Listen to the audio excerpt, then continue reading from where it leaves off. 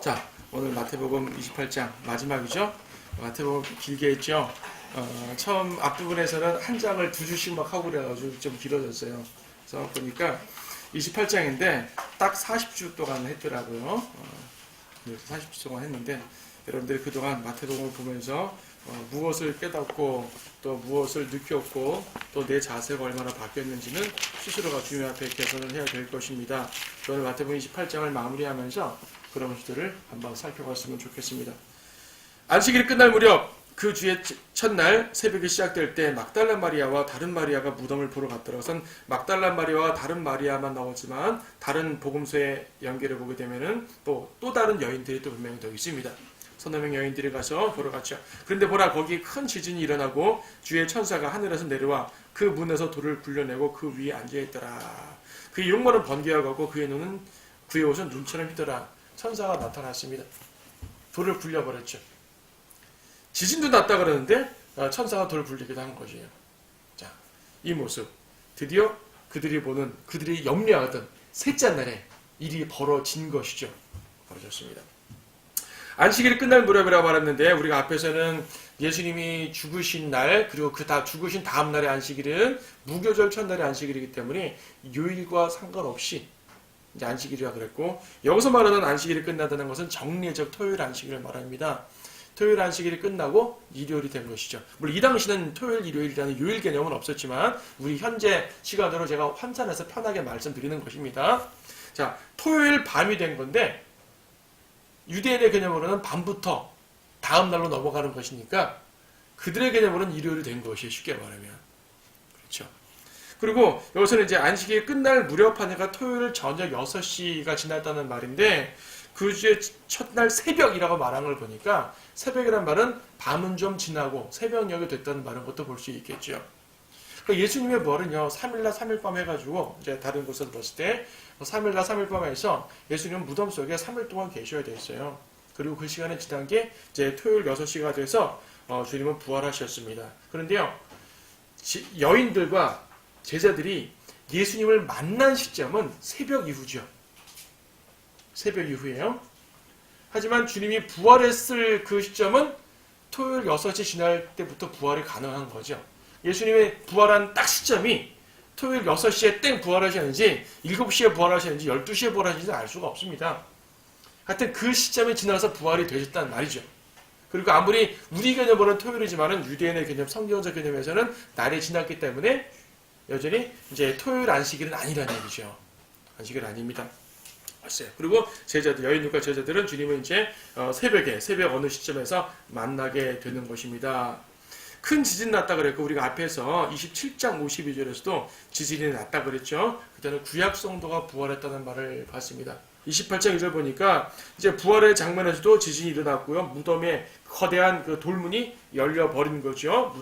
돌문이 열렸습니다. 여인들은 원래 갔을 때 누가 우리를 위해서 저 돌문을 열어줄까 염려를 했었는데 염려할 필요가 없습니다. 이미 가니까 열려 있는 것이지요.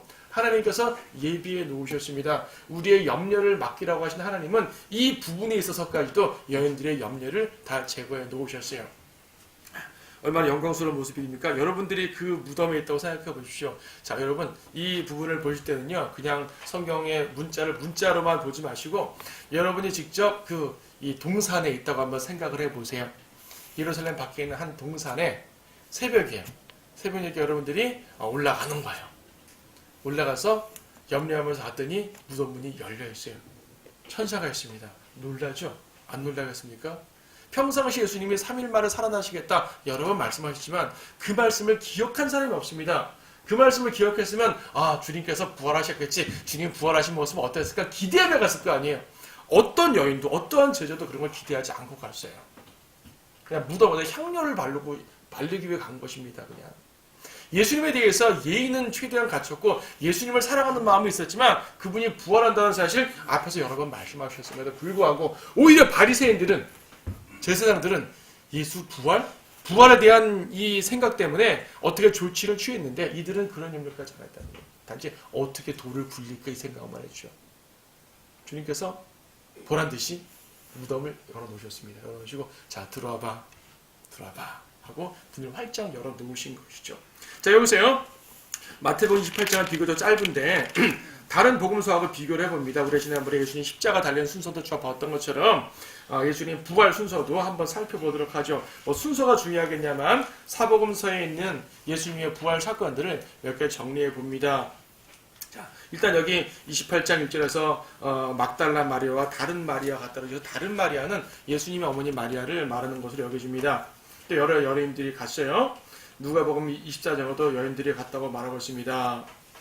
요한복음 20장을 보게 되면 요한복음 20장 1절 보면 그 주에 첫날 아직도 어두운데 막달라 마리아가 일찍 무덤에 와서 돌이 무덤을 숨겨준 것을 보고 여기 막달라 마리아만 남아 있습니다. 마태복음에서는 막달라 마리아와 다른 마리아와 또 여러 여인들을 언급하고 있는데 누가복음 20장에서는 막달라 마리아만 이제 나와 있어요. 그렇다고 두 구절의 모순이란 말은 아닌 것은 이제 요한복음에서는 막달라 마리아에게만 초점 맞춰 설명을 하고 있는 것입니다. 설명을 하고 있는 것이에요. 막달라 마리아가 무덤에서 돌이 옮겨진 것을 보고 제자들에게 달려갑니다. 이제 그녀가 달려가서 시몬 베드로와 예수께서 사랑하신 다른 제자에게 예수께서 사랑하신 다른 제자란 요한을 말합니다. 요한은 요한복음에서 자기 자신을 요한이라 직접 말하지 않고 주께서 사랑하시는 제자 이런 식으로 표현을 했죠. 그래서 베드로와 요한에게 달려가는 것이죠. 사람들이 주를 무덤에서 가져갔는데 우리는 그들이 어디에다 주를 모셔두는지 모르겠노라. 예수님이 없어졌다는 얘기죠. 시체가 없어졌다. 큰일 났다. 제자들에게 알린 것입니다. 자, 빈 무덤의 소식을 전했습니다. 막달라 마리아만 혼자 뛰어온 것이에요. 다른 여인들은 무덤에 아직 있습니다. 다른 여인들은 무덤에 아직 있고 막달라 마리아만 뛰어왔습니다. 다시 마태복음 28장 5절로 가면은 천사가 대답하여 그 여인들에게 말하기를 너희는 두려워 말라. 너희가 십자가에 못 박히신 예수를 찾는 줄 내가 아노라. 그분은 여기 계시지 않고 말씀하셨던 대로 살아나셨느니라. 와서 주께서 누우셨던 자리를 보라. 그렇죠. 막달라 마리아는 빈 무덤을 보고 제자들에게 달려갔고 다른 여인들이 무덤에 이제 남아있는데 천사가 들어와 보라고. 빈 무덤 보라고. 몸 없지 않냐고. 옷밖에 없지 않냐고. 그리고 살아나셨다고 메시지를 전해주는 거죠. 엄청난 복음이죠. 엄청난 복음입니다. 천사가 전해준 복음입니다. 여기서는. 그래서 이제 7절 속히 가서 주의 제자들에게 주께서 죽은 자들로부터 살아나셨다고 말하라. 보라, 주께서 너희보다 먼저 갈릴리로 가시나니 거기서 너희가 주를 뵙게 되리라. 보라, 내가 너희에게 말했느니라. 갈릴리로 가라고 말합니다. 그래서 이제 다른 여인들이 천사에게 지시를 받고 제자들을 만나러 갑니다. 여기서요, 제자들에게 갈릴리로 가라라고 전하라 그랬습니다. 다른 복음서에서는 제자들과 특별히 베드로에게 갈릴리로 가라고 말한 장면이 나와요. 베드로에게. 베드로 강조했으면 여기 보죠. 마가복음 16장 7절 보게 되면은 마태복음과 똑같은 상황인데 그리고 너희는 가서 주의 제자들과 베드로에게 주께서 너희보다 먼저 갈릴리로 가시리니 주께서 너희에게 말씀하신 대로 그곳에서 너희가 주를 보리라. 그거 말하라. 제자들과 베드로에게. 베드로도 제자잖아요. 근데 제자들과 베드로로 따로 말했을까요? 지금 베드로는 제자가 아니에요. 부인했지 않습니까? 물론 다른 제자들도 도망은 갔어요. 무서워서 도망간 것과 직접적으로 나는 그를 모르노라. 베드로 스스로가 계약을 파기한 겁니다. 파기한 거예요. 그래서 이 순간은 제자가 아닌 거죠. 그래서 예수님께서도 제자들과 베드로에게 말하라.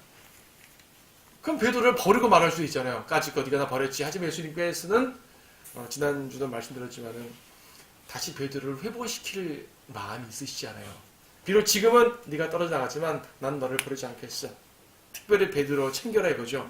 베드로가 떨어져 나갔다고 버리지 말고 베드로 꼭 챙겨 그 말입니다. 지금. 현재 베드로를 데리고 가서 나중에 이제 베드로를 만난 장면은 갈릴리에서도 나옵니다. 자, 이렇게 해서 지금 이 여인들이 천사들의 지시를 받고 제자들에게 달려갑니다.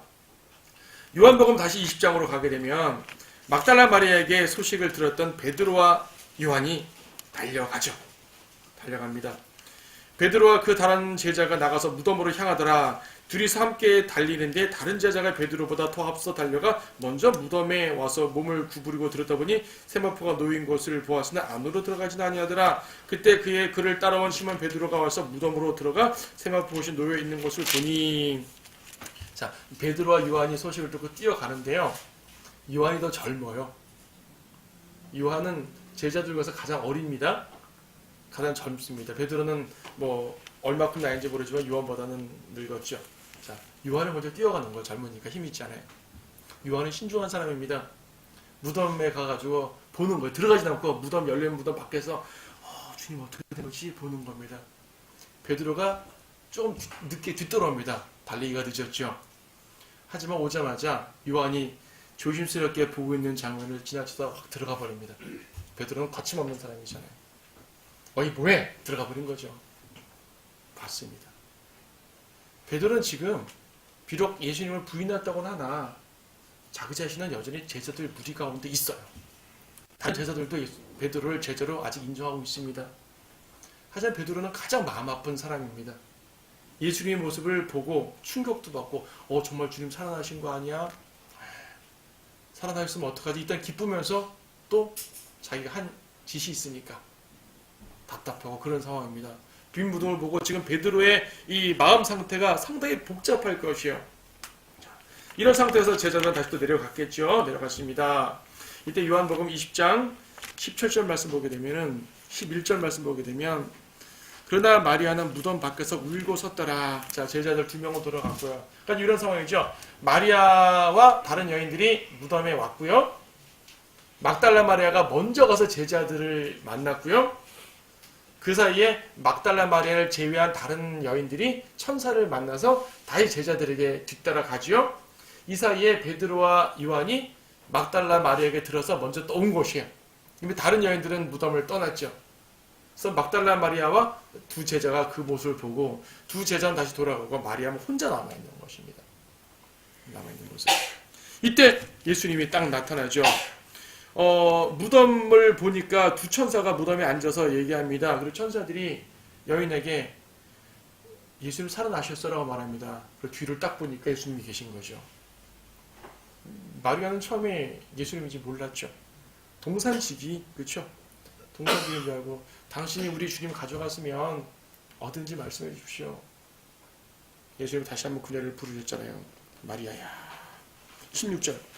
예수께서 그녀에게 말씀하시기를 마리아야 하시니 그녀가 죽게 돌아서서 말하기를 라보니라고 하니 이는 선생님이라는 말이더라. 라보니, 이제 선생님이라는 그 단어인데 예수님께서 마리아를 부르셨을 때 그 음성과 그 사랑스러운 모습이 그대로 다 기억나는 거죠. 처음에 못 알아본 것은 너무나 변화된 모습이니까 못 알아봤을 수 있습니다. 단지 기대하지 않아서 못 알아본 것이 아니라 외양 자체가 변화됐을 거 아니겠어요? 그렇죠? 외양 자체가 영광스러운 모습을 변화했기 때문에 못 알아봤을 수 있는데 여인에게 마리아야 부를 때 그 마리아야. 목자가 양의 음성을 알고 양이 목자의 음성을 안다 그랬죠. 예수님이 마리아에게 마리아야 했을 때 마리아는 그 음성을 알아들은 거예요. 그 음성 속에서 평상시에 주님과 함께 대화하고 호흡하면서 주님을 사랑했던 그 모습을 그 순간에 그 분위기를 다 알아차려 버린 거죠. 마리아야 부르는 그 속에서 양이 목자의 음성을 알듯이 목자께서 말하니까 한 번 알아본 것입니다. 자, 주님께서 여러분에게 여러분들의 이름을 부르실 것입니다. 누구누구야. 성경 속에서 부르실 것이고요. 또 주님이 제 이름 하실 때는 또 위에서 부르시겠죠? 그 음성을 알아봐야 됩니다. 물론 주님 제 이름 하실 때는 당연히 올라가겠죠. 지금 하나님 말씀을 통해 여러분 각자에게 이름을 부르면서 무엇인가를 말할 때 양들은 목자의 음성을 압니다. 목자가 아닌 다른 도둑이 말하면 저건 다른 음성이라는 얘기입니다. 목자의 음성은 아는 것이에요. 여러분 목자가 누구죠? 예수 그리스도. 성경을 통해 예수님의 음성을 들을 수 있어야 돼요. 목사님의 음성을 듣는 것이 아니라 예수님의 음성을 듣는 거란 말입니다.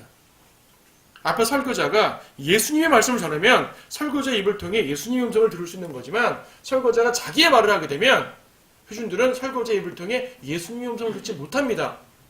그런 건 사꾼 음성인 것이고 도둑 음성이 되는 것이에요. 그럼 구분하실 수 있어야 되는 거죠. 마리아는 예수님의 음성을 딱 들어버린 것입니다. 선생님 하고 알아본 거죠. 자, 이 장면만 갖고도 설교 한 편에 나올 수 있을 만큼 엄청난 장면이에요, 사실은.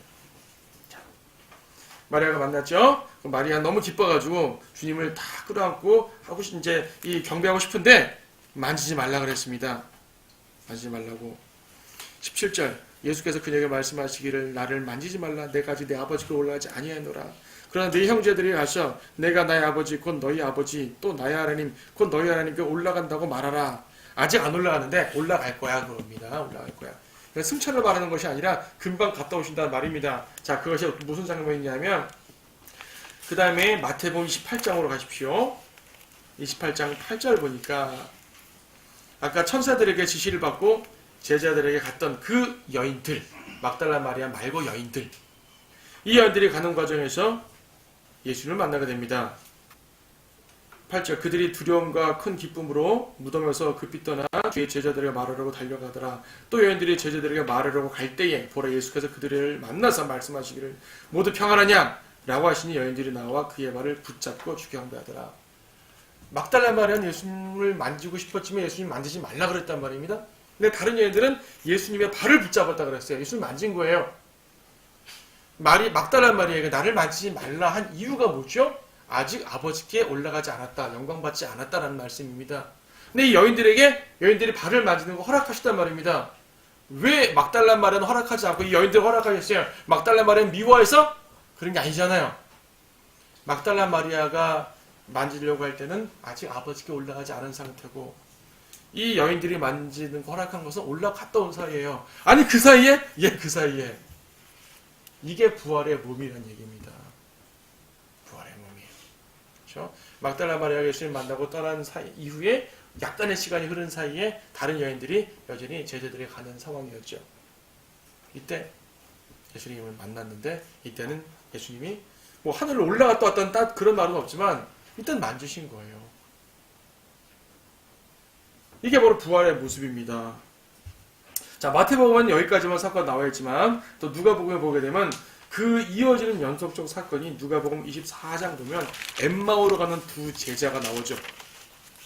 엠마오로 가는 두 제자. 자, 같은 날 있는 사건입니다. 연속되는 사건입니다. 누가복음 24장 13절에서 그런데 보라 제자들 중 두 사람이 같은 날 예루살렘에서 60스타디온쯤 되는 엠마오라 하는 마을로 가면서 일어났던 이런 모든 일에 관한 이야기하더라. 자, 제자들이 이런저런 얘기하고 우리 주님이 죽으셨어 어떻게 이런 얘기하면서 가고 있는 것입니다. 예수님이 나타났어요. 몰라봅니다. 몰라봐요. 몰라보고 쭉 가서 한참 갔습니다. 저녁이 되었습니다. 저녁 때까지 계속 대화하신 것이에요. 29절 그러자 그들이 그의 강권하여 말하기를 저녁이 되고 날이 저물었으니 우리와 함께 머무소서라고 하니 그들과 함께 묵으러 들어가시니라. 그가 그들과 함께 식사를 앉으셨을 때 빵을 가지고 축복하신 후 떼어 그들에게 주시니 그때 그들의 눈이 열려서 주를 알아보자 주께서는 그들의 시야에서 사라지시더라. 주님과 쭉 동행하면서도 몰랐습니다. 근데요 저녁 때가 돼서 머물러 들어가셔서 식사할 때 주님이 빵을 가지고 축복하시고 떼어 나눠주시니까 이 장면 어디서 본 장면이잖아요. 본 장면이잖아요. 바로 며칠 전에 유월절 빵을 떼면서 빵을 축복하시고 감사하시고 내 몸이라 나눠줬죠. 여기서 내 몸이라 이런 건 아니었지만은 그 모습을 재현시켰습니다. 알아본 겁니다. 주님이네? 하지만 주님은 가셨어요. 이제 바로 알려만 주고 가셨어요. 근데 바로 뒤에 이어지는 구절에서 그들이 뭐라고 말합니까?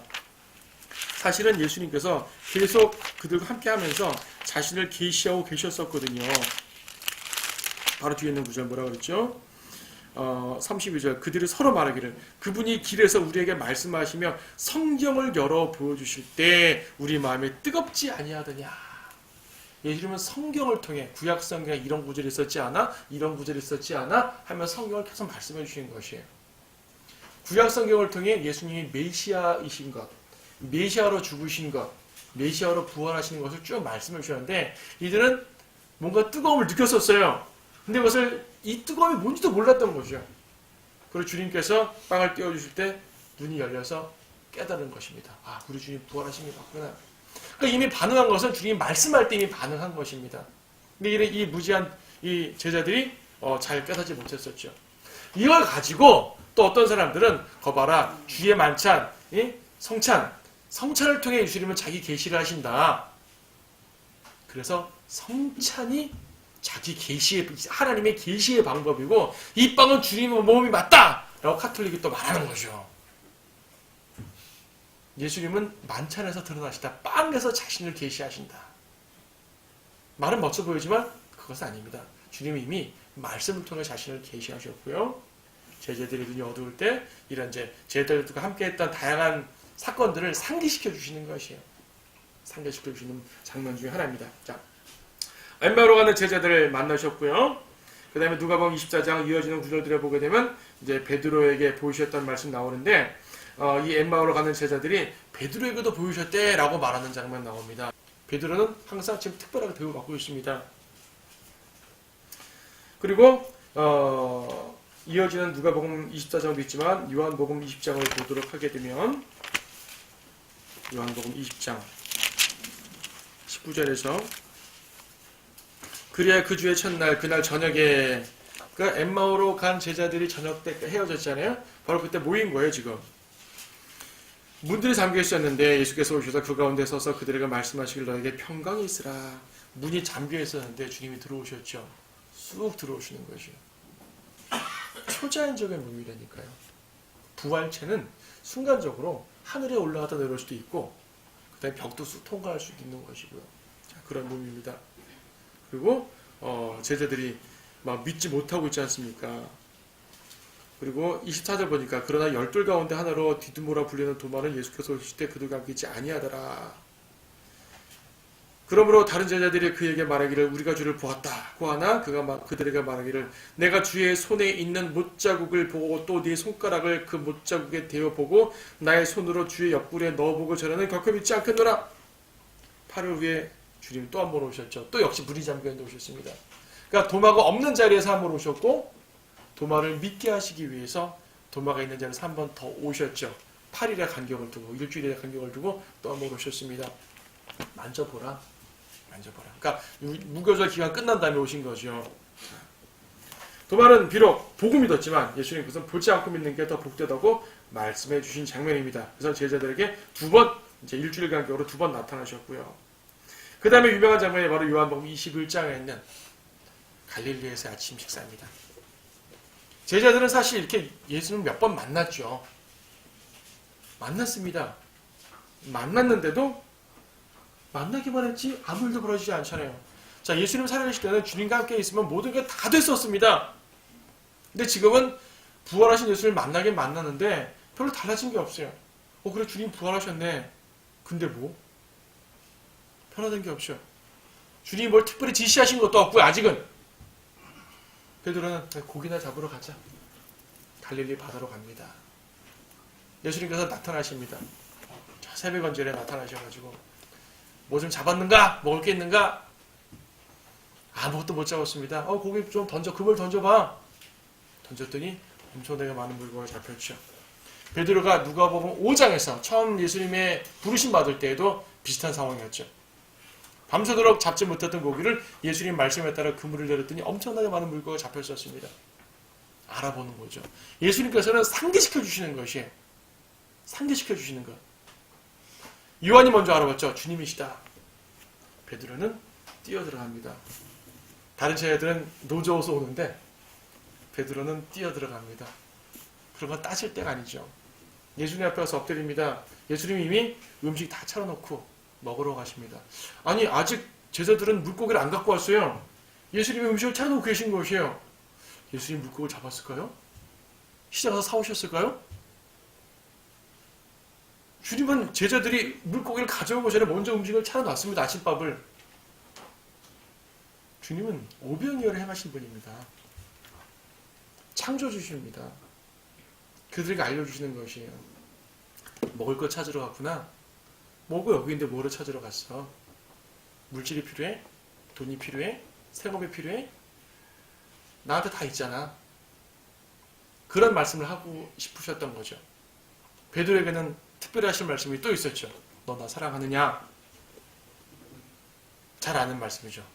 주님, 제가 주님 사랑하는 거 잘 알잖아요. 오케이, 내 양을 먹이라. 그런데 왜 나를 배반했어? 이런 말씀 안 하셨습니다. 그냥 오케이, 내 양을 먹이라. 조금 이따 또 한 번, 너 나 사랑하느냐? 예, 사랑합니다. 그래, 내 양 먹여라. 그런데 왜 날 배반해서 이런 말씀 안 하셨다니까요. 그냥 말씀하신 것이에요. 이 한마디 한마디가 베드로와 예수님 사이에 모든 걸 다 풀어헤칩니다. 베드로가 무릎 꿇고 눈물 콧물 흘리면서 회개하고 자백 이런 거 안 했습니다. 그럼 나옵니까? 주님, 제가 잘못했는데요. 그때 이랬고요 저랬고요. 그런 말 안 했습니다. 다 알아보는 거예요.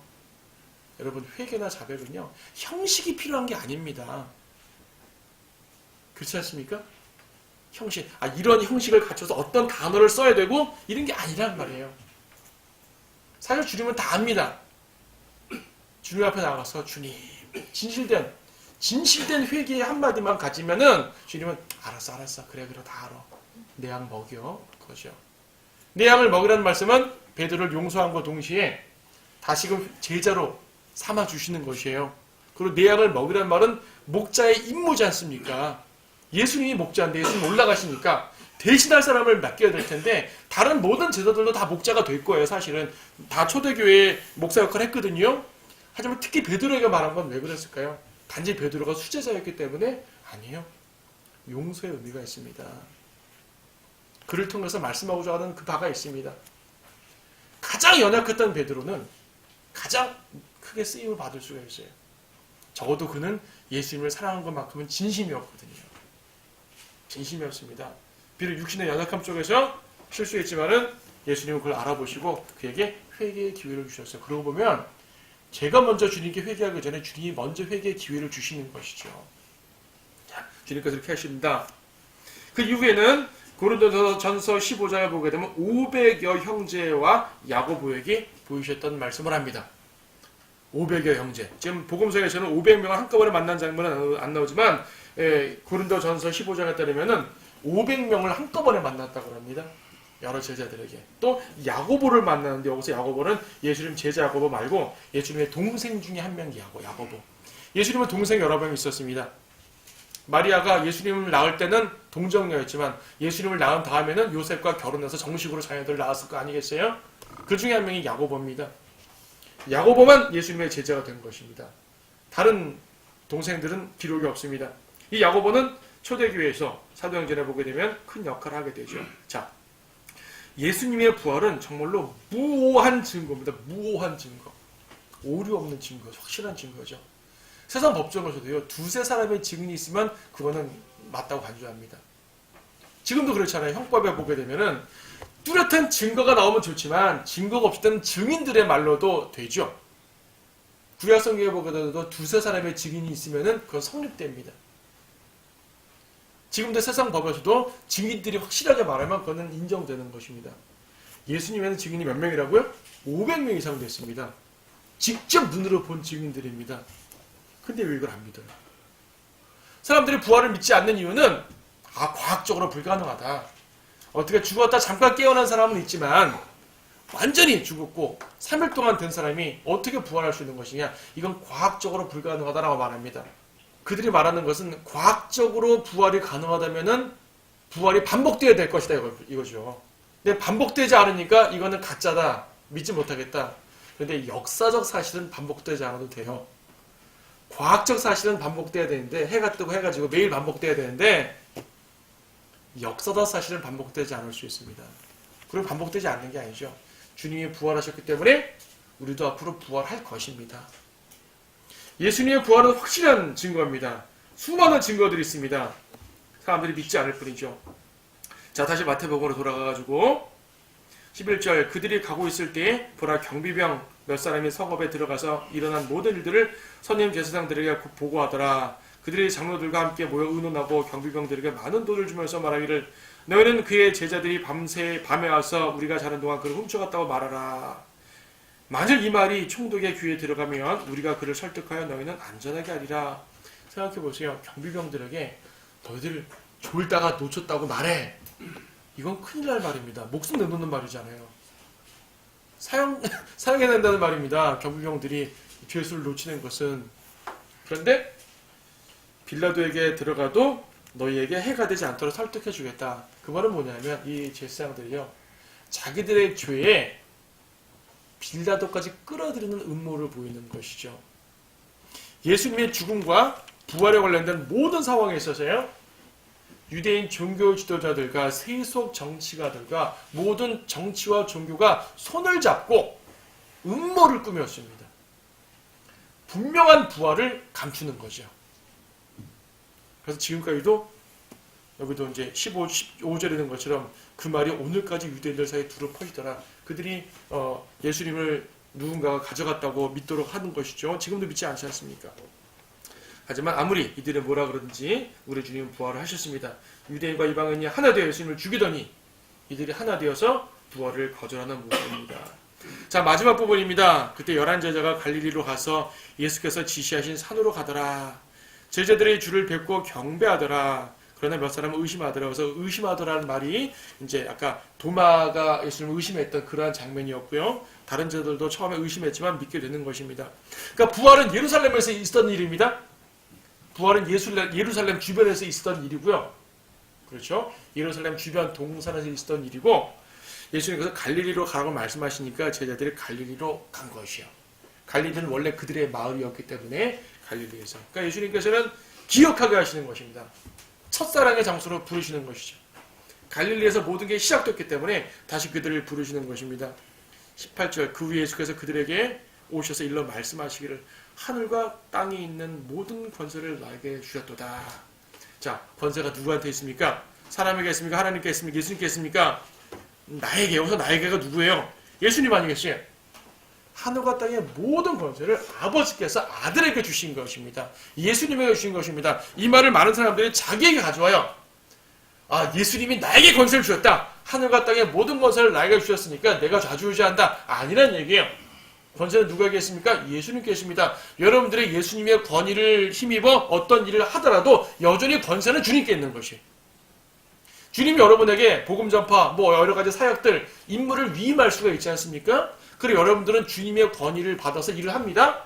그럼에도 그 권위는 누구에게 있는 것이에요? 저에게 있는 것이에요? 아니요. 주님께 있는 것이에요. 그렇죠? 왕국과 영광과 권세는 오직 아버지께 있는 것이고요. 아버지께서 아들에게 주셨기 때문에 아들께 있는 것입니다. 예수님께 있는 것입니다. 이 권세를 아무도 찬탈하면 안 돼요. 아무도, 어떤 종교 지도자도 찬탈하면 안 됩니다. 그러므로 너희는 가서 모든 민족들을 가르치고 아버지와 아들과 성령의 이름으로 침례를 주라고 말씀하시죠. 소위 말하는 지상명령. 왜 지상명령입니까? 가장 중요한 명령이란 말이죠. 가장 최고의 명령입니다. 예수님이 부활하시고 승천하시기 전에 하신 말씀이니까 지상명령 아니겠어요? 주님께서 그들을 떠나가실 때 마지막으로 꼭 해야 될 말이 있다면 정말 중요한 말씀하지 않으시겠어요? 그게 바로 복음 전파의 명령입니다. 요한복음 21장에 따르면은 베드로에게 내 양을 먹이라. 목양에 대한 임무를 말씀하셨고. 그러니까 주님의 지상 명령을 굳이 말하면 두 가지를 말씀하시는데요. 세상 사람에게는 복음을 전하는 것이 지상 명령이고 교회 안의 성도들에게는 양육하는 것이 지상 명령이에요. 둘 다 주님이 승천하시기 직전에 제자들에게 정말 중요한 말씀, 메시지를 남겨두신 것입니다. 제자들에게 하신 말씀, 세상 사람을 향해서 하신 말씀. 여기는 세상 사람들에게 하는 말씀이죠. 그들에게 복음을 전파하라. 복음을 전파하는 말인데 가르치라라는 표현을 쓰고 있습니다. 가르치라. 여러분 개혁성경에서는 제자 삼으라고 되어 있죠. 가서 모든 족속들을 제자 삼으라. 그렇죠. 제자 삼으라. 이 제자 삼으라는 말 때문에 오늘날 제자 훈련이 일어났다고 말하는데 사실 그거는 약간 편견입니다. 제자 삼으라는 단어 때문에 제자 훈련이 된 건 아니고요. 한국교회에서 있는 제자 훈련의 문제는 이 단어 때문에 문제된 것이 아니라 그들이 예수님의 제자로 삼지 않고 그 인간의 제자로 만들기 때문에 문제가 되어 있는 것이고요. 또 성경 말씀으로 양육하지 않고 몇 가지 훈련만 시켜서 사람들을 이제 이 기형적인 성장을 시켜도록 만드는 것이 제자 훈련의 문제지, 이 단어 제자라는 단어가 써있기 때문에 문제는 사실 아닙니다. 여기서 가르치라, teach, 가르친다 라는 말은 헬라어로 마테테오라 그러는데 이것은 말 그대로 제자로 만드는 걸 말하는 것이에요. 가르친다는 말은 뭐야? 가르친다는 말. 그냥 한 번 선포하는 거 가르친다고 안 하죠. 가르치는 것은 자, 학교에서 선생님이 학생들을 가르칩니다. 가르친다는 것은 선생님이 학생들을 가르친다는 의미예요. 그럼 선생과 학생의 사이가 뭐예요? 제자잖아요. 그러니까 단순하게 복음 전파의 명령만이 아니라 복음 전파 이후에 그들에게 더 지속적으로 가르쳐서 주님의 군사를 만드는 것까지가 주님의 사실은 명령입니다. 복음 전파만으로 끝나는 건 사실 아닙니다. 마가복음 16절에서는 모든 피조물에게 복음을 전하라라는 말씀을 하심으로써 단순한 복음 전파의 명령을 말씀하시는데 사실 마태복음에서는 복음 전파를 좀 뛰어넘는 말이에요. 가르치라. 그렇죠? 침례를 주라. 침례를 주라까지가 지상 명령이에요, 사실은. 침례까지 줘야 됩니다. 여기서 이제 모든 민족이라고 말했었는데 모든 민족이라는 말은 항상 이방인들을 말했죠. 그래서 이방인들에게 전파되는 복음이니까 이제부터는 은혜의 복음이 되는 것이에요. 앞에서는 천국 복음 유대인들에게 전파됐는데 이제는 이방인들에게 주님의 죽음과 부활을 경험하셨고 주님의 새 언약의 피가 흘려졌기 때문에 이제 이방인들에게 이 은혜의 복음이 전파되는 것이고요. 그리고 아버지와 아들과 성령의 이름으로 침례 주라고 그러셨죠. 아버지와 아들과 성령의 이름들 네임즈가 아니라 셋을 말했는데 단수로 네임 이름으로 되어 있습니다. 이건 뭡니까? 아버지와 아들과 성령이 하나라는 얘기입니다. 그렇죠. 한 분이니까 셋을 말한 다음에 네임즈가 아니라 네임 이름 단수로 썼죠. 삼위일체를 말하는 구절이기도 하고요. 또 침례까지도 당연히 이어져야 된다는 걸 말하죠. 침례를 받아야 구원받는다는 말이 아니라 구원받으면 당연히 침례까지 이어지는 게 가장 정상적인 코스예요. 오늘날은 상황이 안 돼서 침례를 못 주는 경우도 있지만은 사실은 구원받으면 침례까지 가는 건 정상입니다. 이거는 굳이 분리하는 것이 아니라 자연스러운 흐름인데 오늘날 많은 사람들이 이렇게 못해서 문제가 있는 것이죠. 자, 또 이제 모든 민족도 이방인이라 그랬기 때문에 이방인 교회, 즉 여러분들, 우리가 이제 구원받고 침례받을 때는 아버지, 아들, 성령, 성부, 성자, 성령의 이름으로 침례를 받는 게 맞습니다. 어떤 데서는 예수의 이름으로 침례받는 경우가 있는데 예수님의 이름으로 침례받는 것은 유대인에게 주는 침례일 때 그래요. 사도행전에 보게 되면 유대인들은 예수님을 못 박은 특별한 책임이 있기 때문에 그들은 예수님을 메시아로 고백해야 되는 특별한 상황이 있기 때문에 유대인들에게는 예수의 이름으로 침례를 주는 상황이 사도행전에 나오는데 모든 민족들, 즉 이방인들, 여러분 이방인으로서 교회 그리스도인이 됐잖아요. 여러분들은 예수 이름으로 침례받으면 안 됩니다. 혹은 여러분들이 어느 교회에 갔는데 예수님의 이름으로 침례받으신 분이 있다면 그분은 다시 받아야 되는 게 맞아요. 잘못 받은 거니까. 아버지와 아들과 성령의 이름으로 받는 것이 올바른 침례입니다. 이 한 구절 가지고 다양한 이제 이 교리를 볼 수 있겠죠. 마지막, 내가 너희에게 명령한 모든 것을 가르쳐 지키게 하라. 앞에서도 가르치란 말 나왔고, 보라, 내가 세상 끝까지 너희 항상 함께 있으리라. 내가 이 세상 끝까지 항상 함께 있겠다고 하십니다. 개인에게는요, 여러분 각각 개인에게는 구원의 영원한 보장을 말씀해주는 구절이기도 있겠죠. 끝까지 함께 있겠다고 말씀하셨으니까. 교회에게는, 주의 사역자들에게는 주님의 사역을 하기 위해 끝까지 함께 있겠다는 말씀이기도 하고요. 또 재림과 연관해서 말했던 세상 끝이라 그랬으니까 대환란 때 또 환란 끝까지 믿는 자들은 지켜준다는 그런 특별한 약속까지 포함됩니다만은 어쨌든 주님께서는 이 세상 끝까지 여러분이 살아있는 그날까지 주님이 재림하시는 그날까지 항상 성도들을 지켜 보호할 뿐 아니라 주님의 일을 할 수 있도록 독려하고 힘을 주신다는 말씀입니다. 지상 명령을 수행하도록 만들어 주신다는 말씀입니다. 그래서 우리는 이것으로 마태복음이 끝나게 되는데 우리는 여기서 뭘 배우냐는 얘기죠. 자, 다 배웠잖아요. 40주 동안 배웠습니다. 뭘 배웠습니까? 교리적으로도 많이 배웠습니다. 아, 예수님 이스라엘 왕이시구나. 구약의 예언을 성취하셨구나. 예수님 메시아시고 뭐 재림에 관한 내용들 천국 복음 많이 배웠습니다. 다 좋아요. 그런 교리들 여러분 잘 간직하시고 잘 정리하시기 바랍니다. 하지만 더 중요한 것은 무엇입니까? 성경의 모든 교리가 여러분에게 살아 움직이지 않으면 그건 교리가 되지 않아요. 그렇죠.